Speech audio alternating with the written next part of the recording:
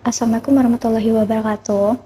Perkenalkan, saya Zarfani Pradiva dari Universitas Teknokraт Indonesia. Hari ini saya akan membahas tentang metodologi pengukuran dalam penelitian. Yang pertama, ada definisi pengukuran dalam konteks penelitian. Ada pengertian pengukuran, memahami konsep dasar pengukuran dan hubungannya dengan penelitian ilmiah. Yaitu ada skala pengukuran, menjelaskan jenis-jenis skala pengukuran yang digunakan dalam penelitian. Ada validitas dan reliabilitas. Pentingnya validitas dan reliabilitas dalam proses pengukuran. Selanjutnya, ada teknik pengukuran dalam penelitian. Yang pertama, metode observasi. Penerapan teknik observasi dalam pengukuran variabel-variabel penelitian. Lalu, selanjutnya ada kuesioner dan wawancara. Penggunaan kuesioner dan wawancara sebagai alat pengukuran yang efektif. Lalu ada penggunaan data sekunder, memanfaatkan data sekunder sebagai metode pengukuran yang relevan. Selanjutnya, ada pengukuran dalam penelitian kuantitatif dan kualitatif. Yang pertama ada pendekatan kuantitatif. Penerapan pengukuran dalam penelitian kuantitatif dan analisis statistika yang relevan. Lalu yang kedua, pendekatan kualitatif. Bagaimana pengukuran dilakukan dalam konteks penelitian kualitatif dan interpretasi data yang tepat. Lalu ada integrasi pendekatan. Menggabungkan pendekatan kuantitatif dan kualitatif dalam proses pengukuran. Lalu ada pengembangan instrumen pengukuran. Yang pertama ada desain instrumen. Langkah-langkah dalam merancang instrumen pengukuran yang valid dan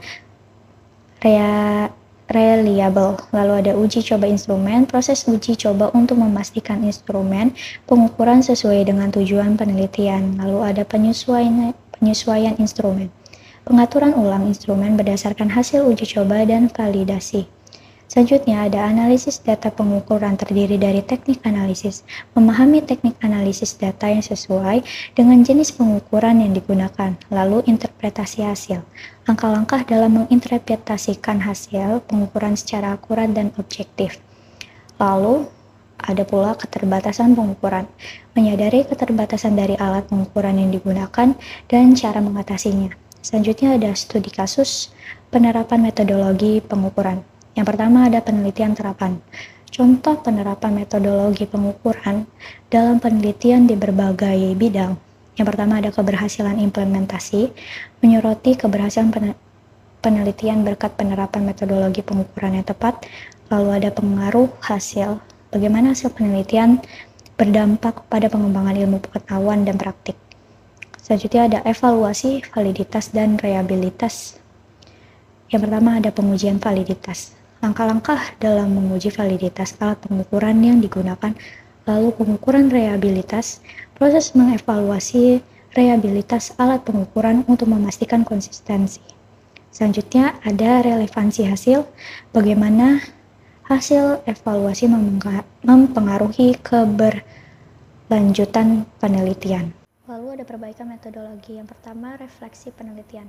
Mengevaluasi kembali metodologi pengukuran setelah mendapatkan hasil penelitian. Lalu ada perbaikan instrumen. Langkah-langkah perbaikan instrumen pengukuran berdasarkan evaluasi yang dilakukan. Selanjutnya ada penerapan rekomendasi. Bagaimana rekomendasi perbaikan dapat meningkatkan kualitas penelitian di masa depan. Lalu ada pula penerapan metodologi dalam penelitian lanjutan. Yang pertama ada tantangan penelitian lanjutan. Menyoroti tantangan dalam penerapan metodologi pengukuran pada penelitian yang lebih kompleks.